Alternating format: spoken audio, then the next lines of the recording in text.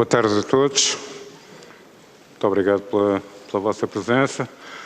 Saudações especiais ao Sr. Presidente da República, que nos dá a honra de vir a mais uma sessão aqui no Senado da Assembleia da República, a professora Miriam Alperne Pereira, e eu vou dar a palavra a mim próprio, que é uma coisa desagradável, mas é o que tem que ser em termos protocolares. Muito obrigado.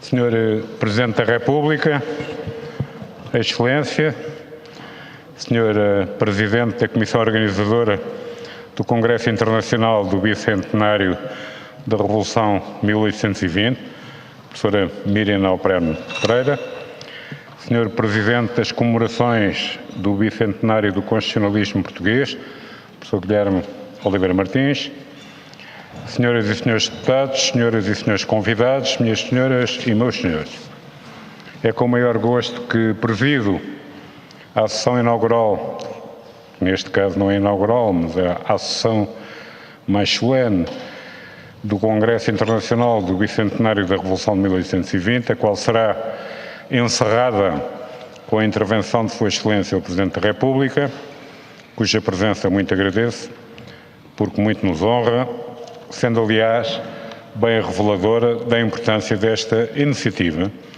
da professora Miriam Alperne Pereira, que saúde de forma muito amiga. As minhas primeiras palavras são precisamente sobre a professora Miriam Alperne Pereira, uma das figuras maiores da historiografia portuguesa, de quem tive o prazer de ser assistente há várias décadas, é melhor não dizer quantas. Com um currículo notável, é sem dúvida uma das principais responsáveis pelo ensino e pela investigação em História Moderna e Contemporânea, que se fazem hoje em Portugal, a ela se devendo alguns dos passos mais significativos que a nossa Academia foi dando nesta área do conhecimento, como seja a criação do Centro de Estudos de História Contemporânea do ISCTE, instituição em que foi docente e de que desde a sua jubilação é catedrática emérita. O contributo da professora Miriam Alperne Pereira, registado para a posteridade em centenas de artigos e obras editadas, é sobretudo do muito conhecimento que transmitiu às gerações de alunas e de alunos sobre questões tão diversas como as políticas económicas, a imigração, ou sobre o papel das instituições, como aquela a que presido, e tenho a honra de presidir, a Assembleia da República, de que a professora Miriam é desde há muito uma colaboradora próxima, em particular do seu plano de edições. Atende-se no exemplo da obra Mouzinho da Silveira, Pensamento e Ação Política, de 2009, que a Assembleia da República acaba de reeditar, afirmando uma vez mais a importância do trabalho da professora Miriam Alperne Pereira no panorama historiográfico nacional, quer pela sua intensidade, quer pela novidade interpretativa que sempre nos traz. Minhas senhoras e meus senhores, o Congresso Internacional do Bicentenário da Revolução de 1820 pretende assinalar a Revolução de 1820 e aprofundar as grandes linhas de interpretação que integram o amplo legado historiográfico deste período da nossa história coletiva. Conta, para tanto, com um leque de apresentações e de oradores da excelência, nacionais e de além fronteiras, centradas nas temáticas do desenvolvimento económico, das mudanças políticas e das transformações sociais que antecederam a Revolução de 1820 e todas aquelas que lhe sucederam e que estão na base da formação do Portugal contemporâneo. Tudo o que acabo de afirmar justificou a pronta aceitação da Assembleia da República em acolher este Congresso. Como sabemos, só não aconteceu em 2020, por via da grave crise pandémica que então se atravessava. Fizemos no pleno enquadramento desta iniciativa na programação das comemorações parlamentares do Bicentenário do Constitucionalismo Português, iniciadas em 2017, sob o lema Celebrar a Liberdade, 200 anos de constitucionalismo, com as quais a Assembleia da República tem procurado contribuir para a divulgação pública da atualidade dos ideais liberais, republicanos e democráticos, as quais se estenderão, estas comemorações, até 2026, para lá da atual legislatura, quando se cumprem 50 anos da nossa Carta Fundamental, a Constituição da República.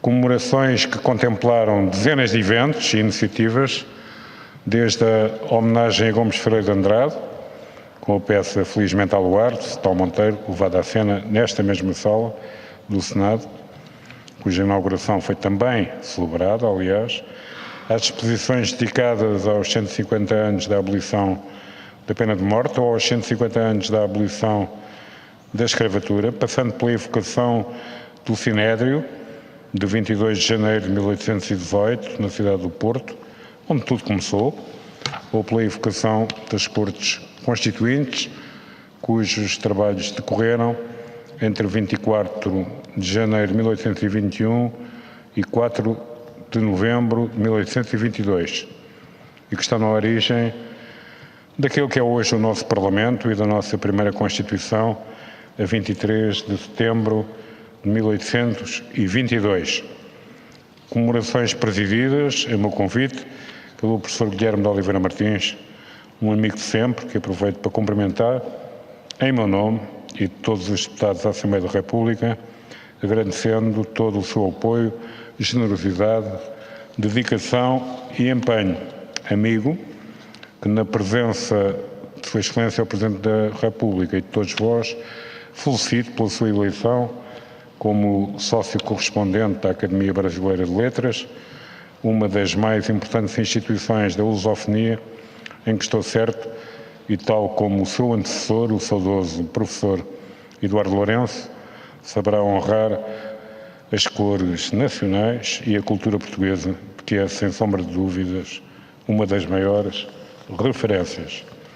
Minhas senhoras e meus senhores, enquanto Presidente da Assembleia da República, entendo ser meu dever e minha responsabilidade evocar os acontecimentos, as figuras e, mais que tudo, os valores e princípios que representa a tradição liberal e constitucionalista, aos quais se deve a existência do Parlamento, tal como o conhecemos.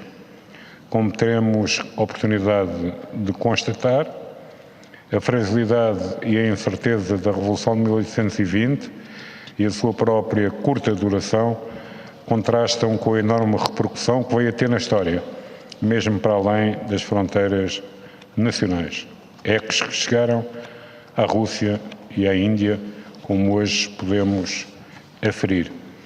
É precisamente esse o grande objetivo deste Congresso, conhecer melhor este legado e perceber o porquê da sua atualidade 200 anos depois.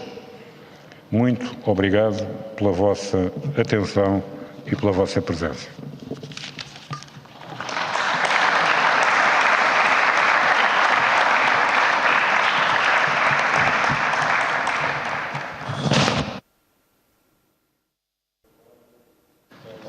Palavra ao professor Guilherme de Oliveira Martins.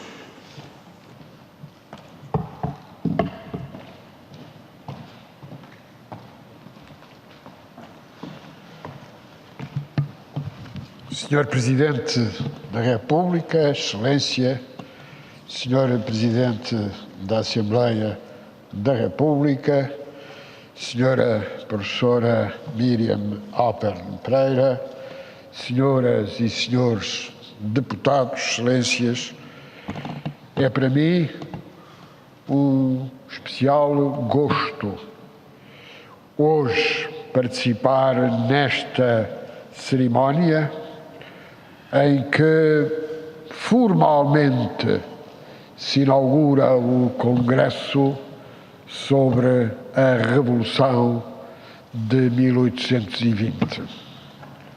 O entusiasmo, o empenhamento, o saber da professora Miriam Alpern Pereira e de toda a equipa que pôs de pé esta iniciativa merecem o nosso especial reconhecimento.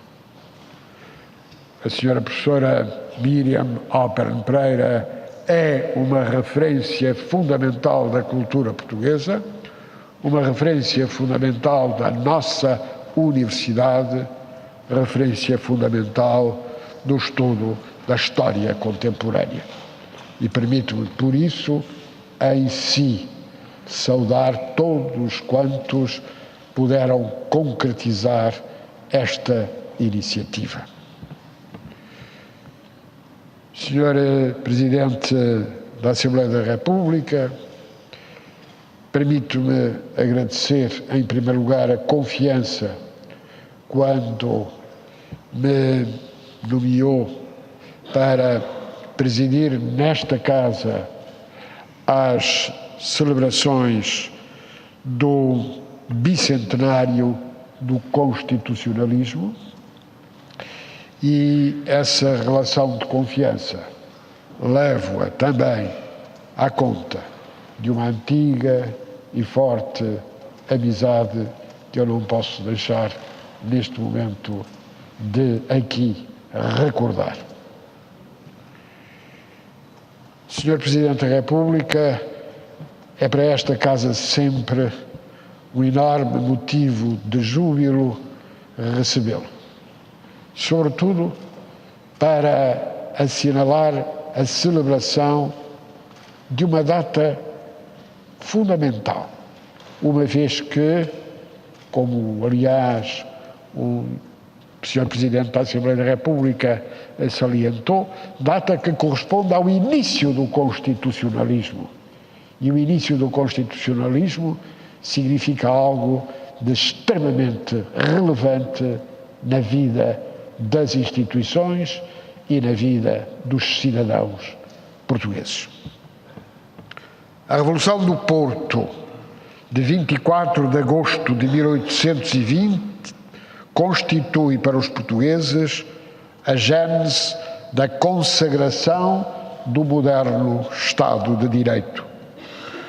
O acontecimento deu assim início à democracia atual, apesar de todas as vicissitudes, desde a fugaz tentativa do regresso do poder absoluto com Dom Miguel até à regeneração de 1851, que viria a tornar a Carta Constitucional de 1826 uma lei fundamental legitimada por um poder constituinte.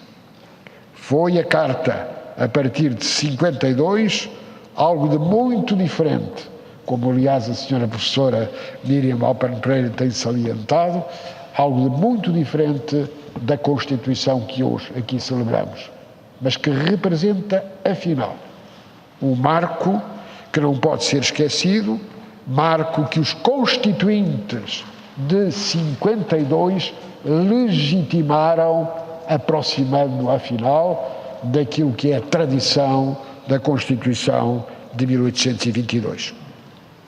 Em complemento, as datas de 5 de outubro de 1910 e de 25 de abril de 1974 constituem duas referências que continuam aquilo que Jaime Cortesão designou como os fatores democráticos na formação e afirmação de Portugal, desde as mais longínquas raízes históricas, abrangendo a fundação do Estado, as cortes, o municipalismo, a influência dos povos, das cidades e dos mistérios, a causa do mestre Davis em 1383-85, a restauração da independência de 1640, a República, a democracia constitucional de hoje. A verdade é que a democracia não se faz instantaneamente, constrói-se gradualmente e assenta a sua legitimidade na vontade dos povos e na afirmação da cidadania livre e responsável, igual e solidária. Permitam-me que invoque a memória de Manuel Fernandes Tomás. Foi figura marcante da Revolução. A ele se deveu a afirmação dos elementos cruciais do pensamento regenerador, de que resultou o constitucionalismo, a divisão de poderes, a articulação da autoridade das Cortes com o poder executivo e o rei, os fundamentos e as práticas do poder judicial, o conceito e o exercício da soberania popular, além da afirmação da liberdade de imprensa, da importância do exercício do direito de voto e do princípio do consentimento, além das tomadas de posição sobre a extinção da Inquisição, sobre a liberdade e abusos de autoridade, ou sobre a liberdade do cidadão e a liberdade da nação. Pode dizer-se assim que o edifício constitucional de 1822 muito deveu à solidez e coerência do mais influente dos artífices do movimento de 1820 e de um dos mais determinados deputados constituintes. E se falo de Manuel Fernandes Tomás, que está representado no uso da palavra na sala das sessões da Assembleia da República, é porque ele é a referência fundamental no pensamento e ação, símbolo evidente da Revolução e do Constitucionalismo.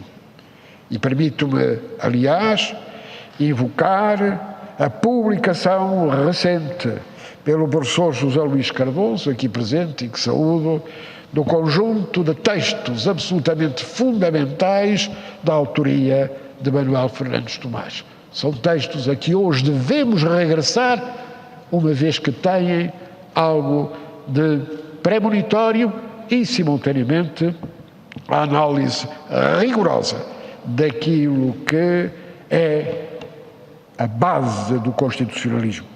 Como jurisconsulto de qualidade superlativa, o facto de estar particularmente informado e atento à evolução das notícias liberais e constitucionais, designadamente na vizinha Espanha, permitiu-lhe compreender a inevitabilidade das repercussões em Portugal dos movimentos liberalizadores na sequência das revoluções inglesa, americana e francesa.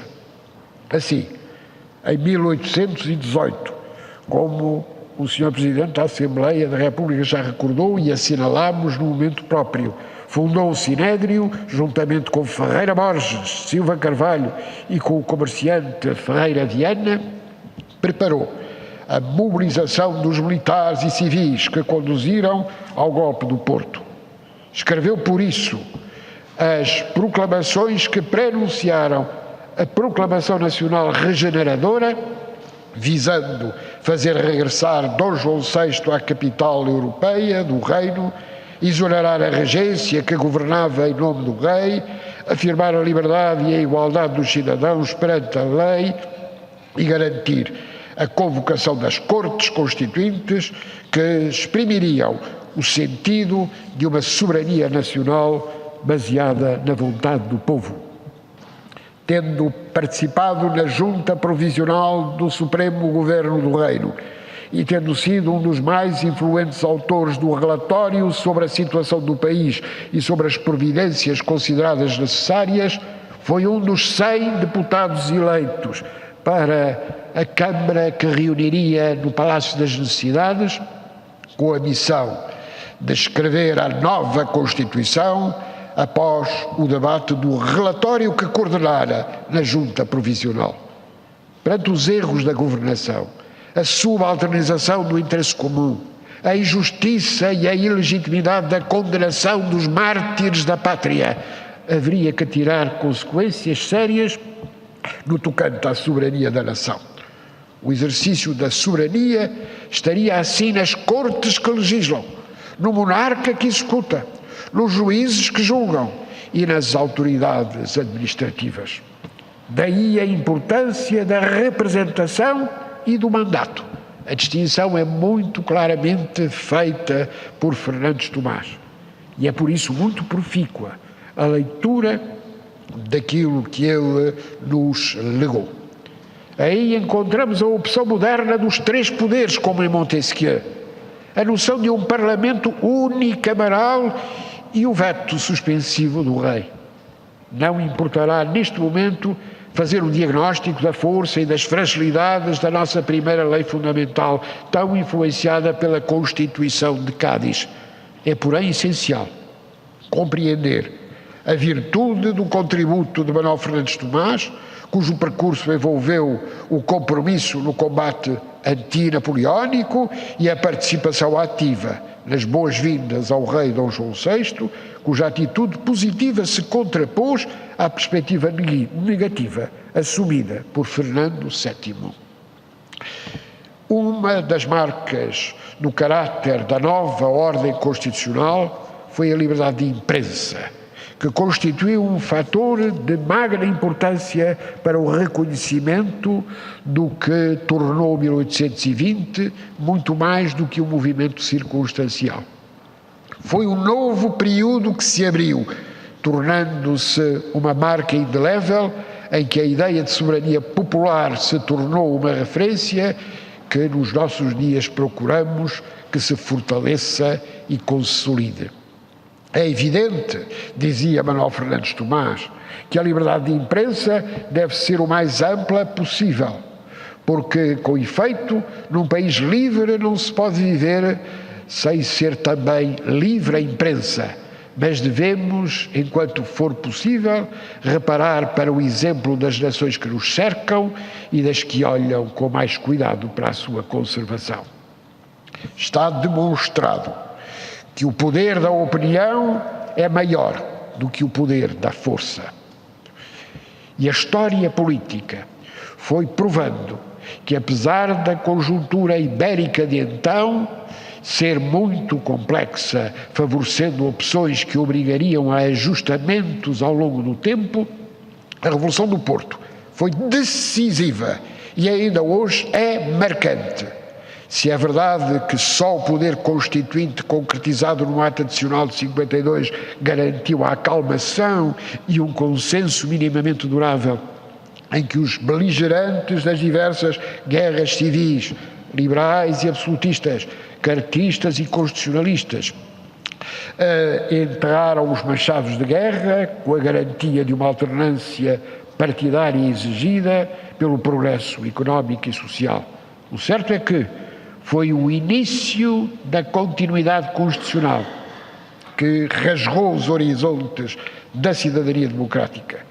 É essa a marca deixada desde 24 de agosto de 1820, que hoje recordamos, não como uma celebração retrospectiva, mas como uma oportunidade para pensarmos a democracia como um sistema de valores que permanentemente se aperfeiçoa e que mobiliza a sociedade e os cidadãos. Por isso privilegiamos nesta comemoração não a mera lembrança e, fundamentalmente, o estudo, a reflexão, a investigação, mobilizando o ensino superior, as instituições de investigação e a sociedade toda. Não nos ocupa apenas uma data, mas um movimento de progresso e desenvolvimento, considerando o constitucionalismo como um fator de cidadania e de legitimidade. Deste tempo resultará o melhor conhecimento do que nos antecedeu, para que sejamos melhores no futuro, disse.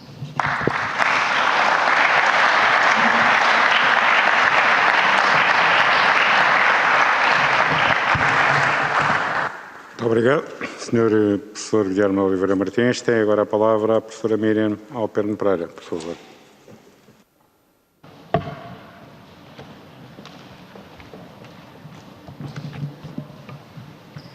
Sua Excelência, o Presidente da Assembleia,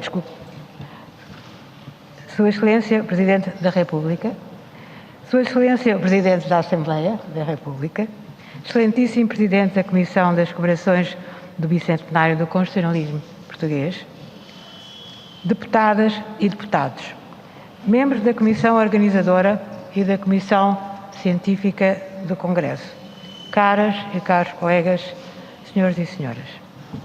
É em nome do conjunto da Comissão Organizadora do Congresso, que me escolheu para sua Presidente, que falo hoje aqui nesta inauguração. Sem o apoio de várias instituições, este Congresso não teria sido viável. compete-me agradecer à Assembleia da República, em particular ao seu Presidente, meu amigo de longa data e com uma grande formação histórica que o levou a compreender a importância deste evento, à Fundação Calouste Gulbenkian, em particular ao professor Dr. Guilherme Oliveira Martins, também um amigo de longa data e cujo conhecimento histórico é de todos conhecido, à Fundação da Ciência e da Tecnologia, à Câmara Municipal de Lisboa e à Reitoria do ISTEIU, e também aos centros de investigação envolvidos na organização e financiamento, o IHC e o SIX da UNOVA, o CIES do ISTEIU, o ICS e o Centro de História, ambos da Universidade de Lisboa, o CHC da Universidade de Coimbra e o CIRSEM da Universidade do Porto. A sua contribuição essencial tornou possível chegar aqui, mas não só, como se verá adiante. É com natural emoção que damos início a este evento hoje, adiado um ano atrás devido à pandemia. Este adiamento faz com que hoje estejamos aqui a evocar não os pronunciamentos de agosto e de setembro de 1820, mas sim a reunião das Cortes Constituintes, iniciada em janeiro de 21 e que finalizou os seus trabalhos com a publicação da Constituição, a primeira Constituição Liberal Portuguesa. Ora, a reunião das Cortes Constituintes em si representou a maior ruptura política e social deste movimento revolucionário. Esta Assembleia representava a soberania nacional, conceito inteiramente novo. Nela residiu o novo centro do poder. Pela primeira vez, reunia-se uma Assembleia eleita de forma indiferenciada e não por ordens, correspondendo um voto a cada indivíduo cidadão. Mas nem todos eram cidadãos. As principais exclusões abrangiam o género feminino e a população não católica, o que significa a exclusão da maior parte da população não europeia dos territórios ultramarinos. Curiosamente, isso não impediu a revolta dos escravos constitucionalistas em Ouro Preto. Esta Assembleia eleita defendiu por si só o novo regime constitucional, sem consultar a figura real e impondo-lhe, pelo contrário, as regras do seu futuro exercício do poder, o que representou uma inversão total de poderes. O principal legado seria a Constituição de 22. Não por acaso se iniciou este Congresso com este tema hoje de manhã. Felizmente, o bicentenário não passou despercebido, apesar da pandemia. Salientes, entre outros, a realização no Porto de um importante congresso e uma exposição documental e o seu belo catálogo. A imprensa também deu relevo a este evento.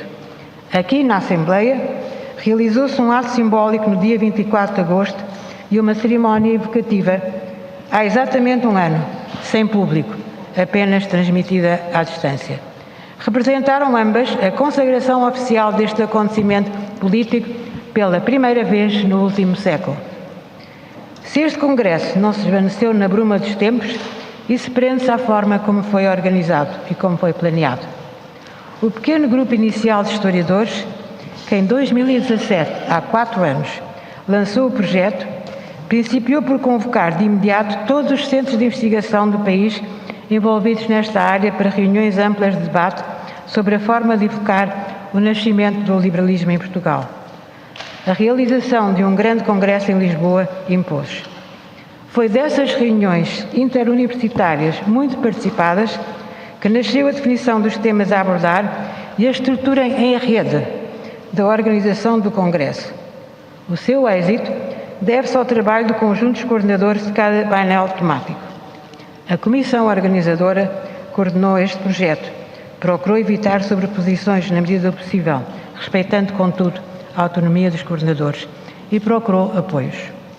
Foi esta ampla participação da comunidade científica da área de História desde o início que garantiu o sucesso e a resistência deste evento, adiado quando já se encontrava inteiramente organizado.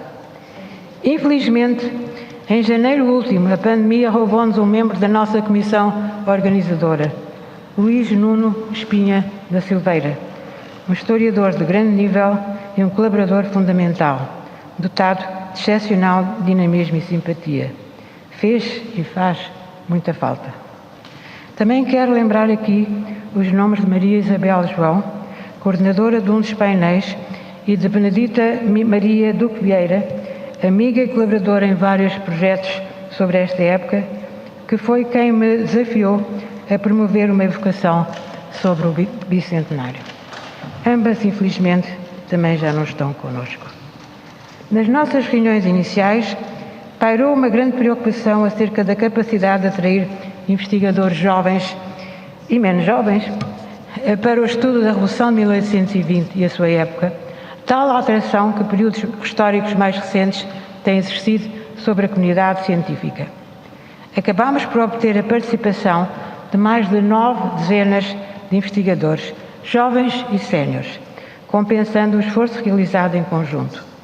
Quero sublinhar que, além da participação por convite por parte dos coordenadores e da comissão organizadora, a inscrição foi livre e esteve aberta a quem quisesse participar, o que veio, de facto, a enriquecer o universo abrangido. Situar esta revolução no seu contexto internacional foi um objetivo essencial, focando a vaga revolucionária dos anos 20 na Europa Meridional e o desmoronar dos impérios latino-americanos com o movimento das independências sul-americanas. Sublinhe-se que a internacionalização e a prática da história comparada percorre o conjunto do nosso Congresso. Creio que se obteve uma ampla perspectiva mediante um total de 13 painéis que inclui a contra-revolução, longamente marginalizada. Mas deste conjunto de contribuições virá certamente a resultar um livro valioso a editar em breve. Mas não podemos ficar encerrados na comunidade científica. É essencial consagrar o momento fundador do liberalismo em Portugal no conjunto da história do liberalismo oitocentista e dar-lhe o lugar que lhe compete no espaço político e cívico e, igualmente, na formação dos jovens. Será uma contribuição da maior importância. A terminar, quero salientar a excelente colaboração entre os membros da Comissão Organizadora e agradecer em seu nome o dedicado apoio na Assembleia da República por parte do Dr. Rui Costa, a que se juntaram mais recentemente as doutoras Ana Couto e doutora Manuela Azóia, do Dr. Paulo Madruga na Fundação Gulbenkian e do trabalho de secretariado exercido com grande eficiência e empenho pela doutora Sofia Rocha do CIES-ISTEIU, pelos doutorandos doutora Joana Paulino do IHC UNOVA, do Dr. Ricardo Brito do Centro de História da Universidade de Lisboa. Agradeço igualmente o apoio indispensável de estudantes de mestrado e doutoramento dos nossos centros de investigação que durante estes dias do Congresso estão connosco. Do entrelaçar destes múltiplos esforços dependeu e dependerá a boa realização deste Congresso. Obrigado pela vossa atenção.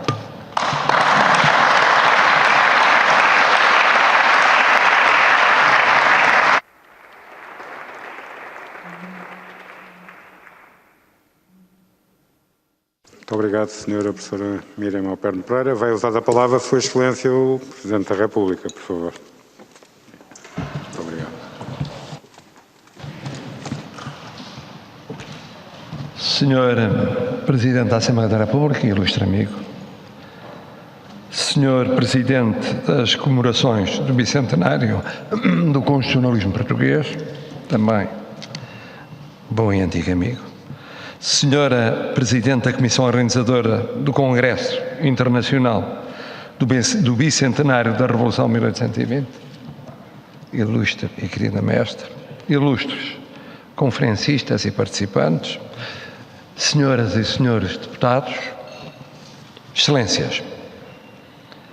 Muito sensibilizado, agradeço a Vossa Excelência, Sr. Presidente, o convite para esta sessão solene e a todos os que porfiadamente venceram a pandemia, não deixando esquecer os 200 anos de 1820 e persistindo desde há anos no fazer história para aprofundar o passado, ler o presente e pensar o futuro.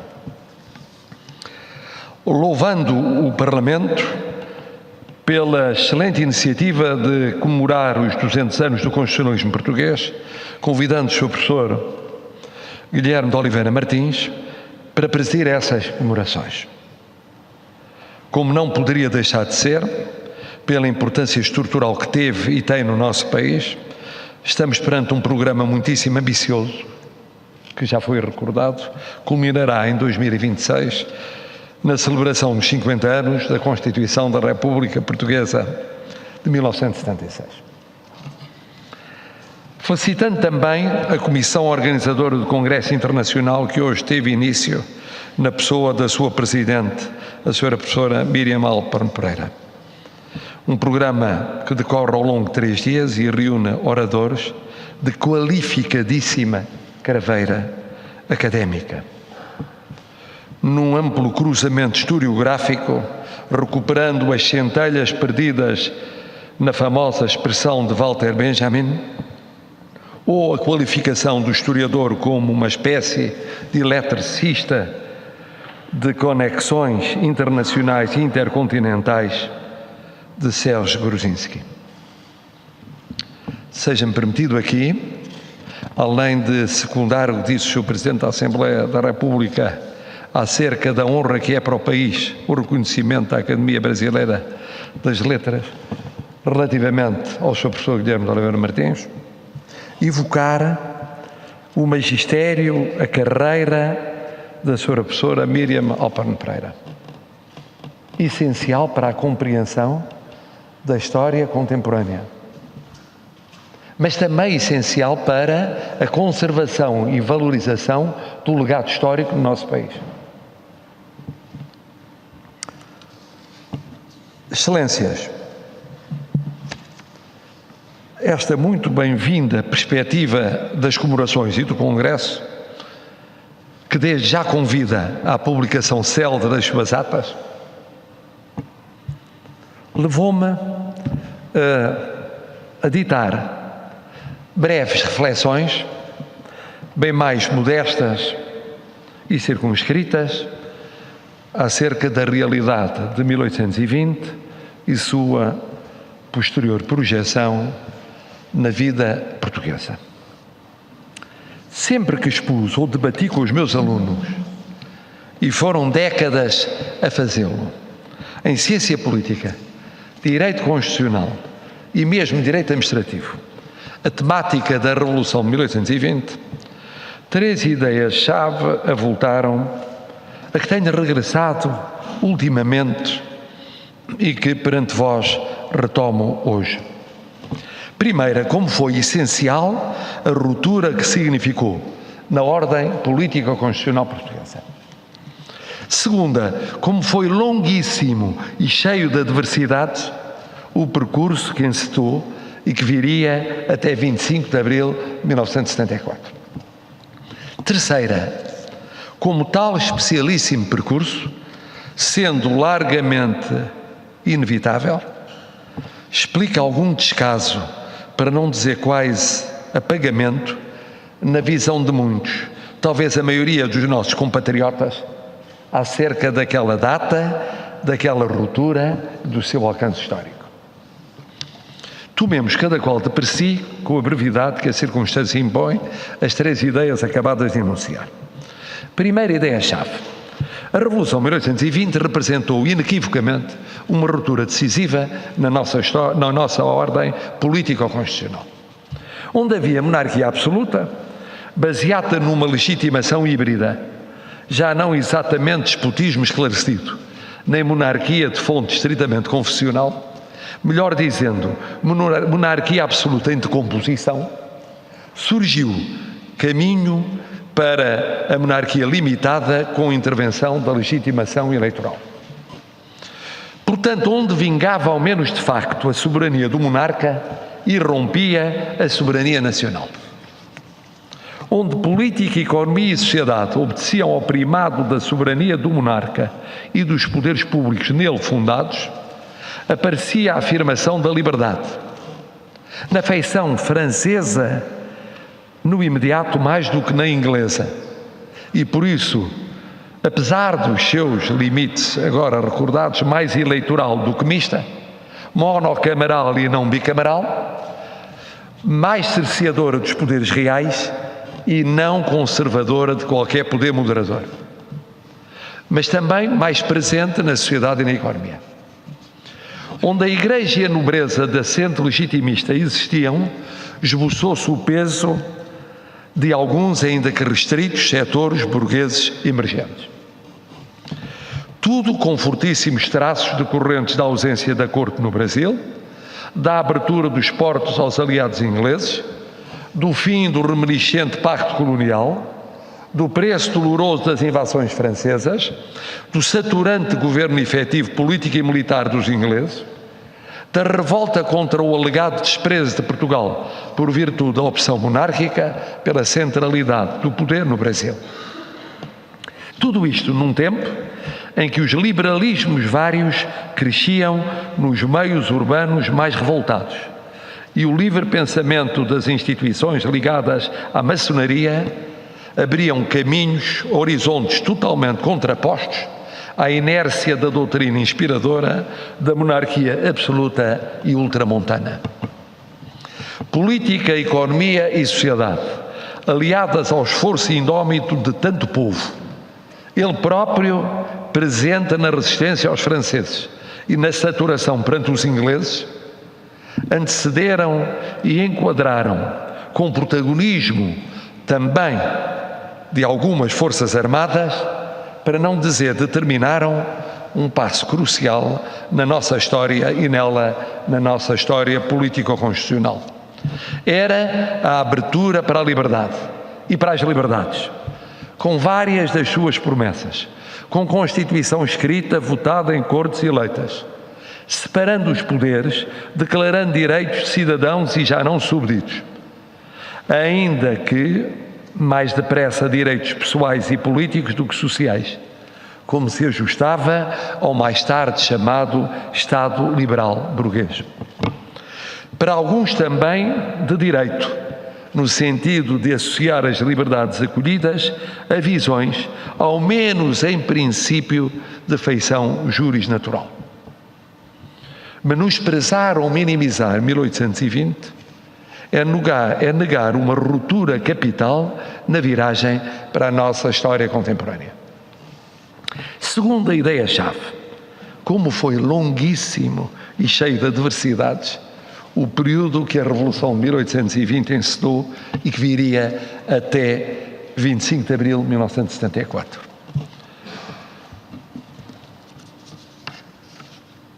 A curta vigência da Constituição de 1822. A primeira vigência da Carta Constitucional com o ascenso do liberalismo inglês, o bicameralismo, o poder moderador do monarca, os limites a liberdades e ao papel do Parlamento.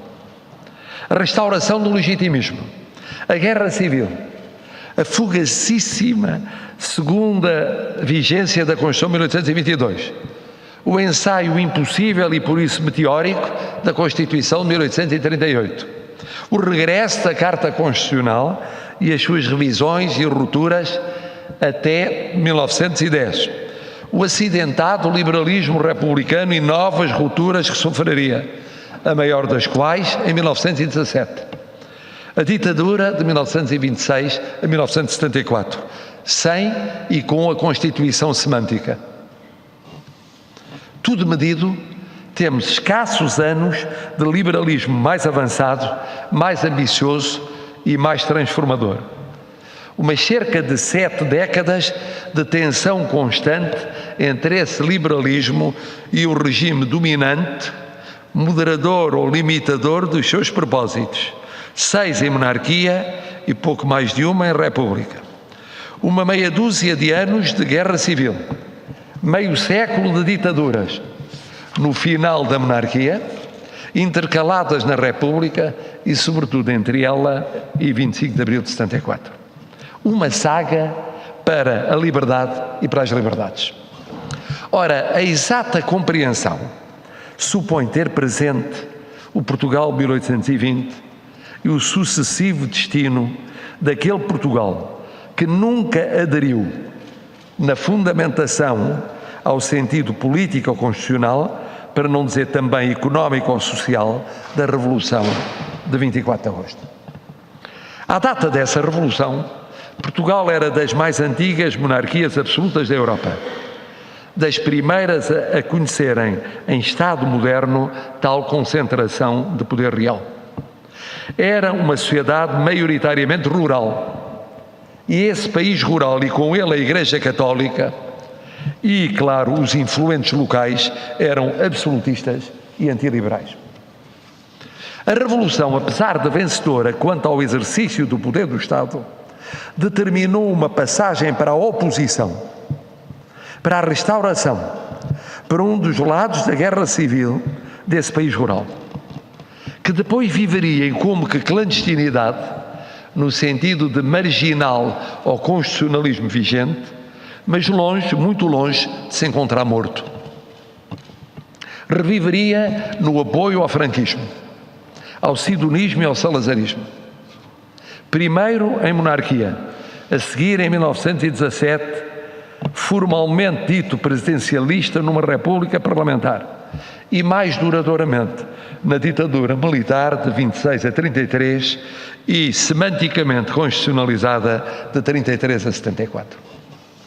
Era o mesmo país, com expressões jurídico-constitucionais diferentes, mas sempre antiliberal, antiparlamentar, antipartidário e antidemocrático, na qualificação do próprio António de Oliveira Salazar. De tal forma que, em rigor, para as generalidades portugueses, a liberdade apareceu irmanada com a democracia apenas em 74. Uma saga, disse atrás, uma saga de facto, com intermitências ou vivências circunscritas para minorias urbanas letradas ou económica e socialmente mais avançadas, em monarquia constitucional ou em república. E isto não curando de saber se o rotativismo monárquico foi efetivo ou meramente formal, porque mais ou menos dependente do poder real e não das eleições.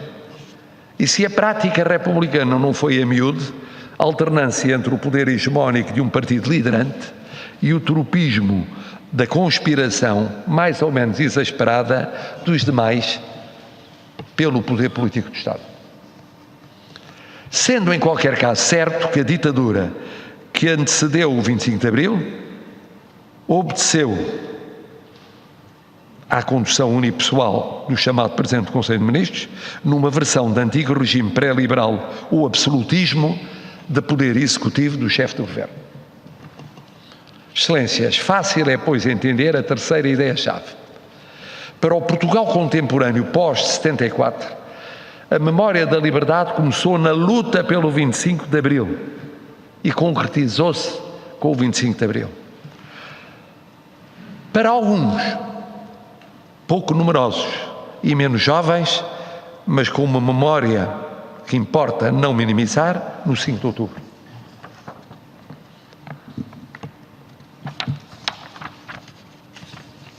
De facto, não na Revolução de 1820. Mais de um século e meio tinha corrido e era impossível evocar como instante seminal para a liberdade algo que, além de desconhecido, deparara com tanto tempo de negação, adormecimento ou luta, apesar das vitórias obtidas em matérias como a abolição da pena de morte ou avanços nas diversas liberdades ou na limitação do poder real, na força da mensagem da liberdade. Mesmo nos anos 20 ou 30 a 60 do século passado, os monárquicos ativos e militantes mais depressa eram legitimistas ou integralistas do que liberais. Em particular depois do falecimento de Dom Manuel II em 1932. E os grandes protagonistas do liberalismo republicano deixaram de pesar decisivamente na oposição à ditadura, substituídos por movimentos virados para a luta que desembocaria no 25 de Abril. Integrariam, é certo, o ensaio bloqueado das candidaturas de José Norton de Matos, em 1949, de Manuel Quintão Meireles, em 1951, no quinhão que lhes coube na frustrada tentativa de pré-candidatura de Francisco Cunha Leal, na candidatura de Humberto Delgado, onde se uniram a correntes e posições posteriores e diversas, nascidas já em plena República, integrando uma amplíssima frente anti-ditadura e antifascista, que viria a ter um papel que corresponderia à liderança da oposição por parte do partido, o Partido Comunista Português, que a assumira dos anos 40 a 1974. Em suma, recordar hoje 1820 e a sua Revolução é explicar o que ela representou de ruptura essencial na história de Portugal. É explicar também o que foram as vicissitudes vividas entre 1820 e 1974. É, ao fim e ao cabo, isto é o mais importante para o presente, fazer entrar na memória e na consciência dos portugueses o que esmagadoramente ignoravam ou ignoram. Tão simples e tão importante como não dar nunca como conquistadas a democracia e a liberdade. Não dar nunca como garantido o que precisa de ser construído todos os dias. Em palavras e em obras. Em palavras, como o fará o vosso e tão bem-vindo Congresso. Em obras, mostrando que em liberdade e democracia os direitos são mesmo direitos e não promessas. O controle dos poderes os controla mesmo. E não há privilegiados que tudo ou quase tudo tenham, explorados que nada ou quase nada possuam. Só com obras, isto é, com resultados efetivos na vida das pessoas, vale a pena celebrar as datas históricas das suas primeiras promessas. E hoje vale muito a pena recordar, porque algum passado se pode repetir, celebrar e louvar a promessa de liberdade da Revolução de 24 de agosto de 1820.